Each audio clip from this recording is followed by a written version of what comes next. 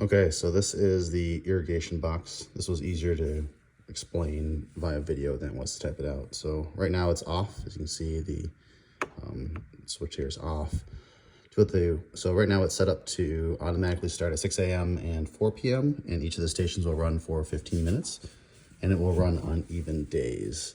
And so if you want to be able to change that, actually if you just want to be able to leave it like that, you just turn to auto itself and it's going to automatically run that program. And only program A is currently set up right now. B and C, certainly you could set that up if you wanted to, but we were able to make it work with just a single program. So just settings on this, set the clock. Obviously it's pretty self-explanatory. Here's how you would set the clock. You can control here. I'm not going to mess with that, as well as the date. It's important to set the clock and the date if you're going to use even odd watering times. In Coon Rapids, they do have that enforcement in place, and so we water on the even amount of times. And so just make sure the date's set up. And if you lose power or anything like that, you need to reset that, but it should be set when you move in.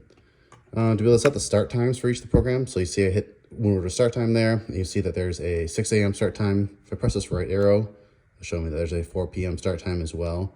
You can do up to, I think, four different start times. We did 2, at 6 a.m. and 4 p.m. You certainly can do less or more if you want. And you see that it's set to program A right now. If you want to program a different program, you program here. You can change other programs, but again, I only used program A. So those are the 2 start times we had. You can set the run time for each of the stations. There are 7 stations that we use for our irrigation system. There's on the front left of the house, there's 1, and then directly to the left, there's 2. Back left, there's 3. Then back right is 4.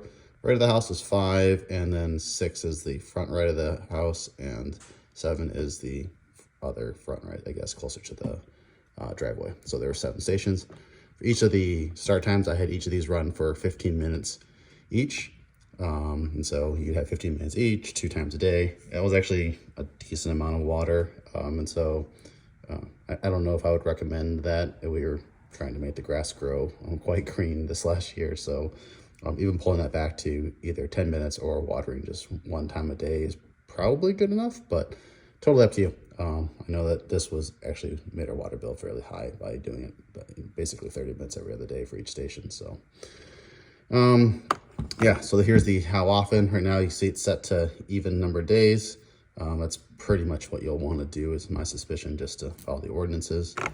There's this water budget where you can do more or less if you need to, but we didn't ever do that. We just left it at the 100% budget. So I think that just takes a percentage of the watering time for each of the stations.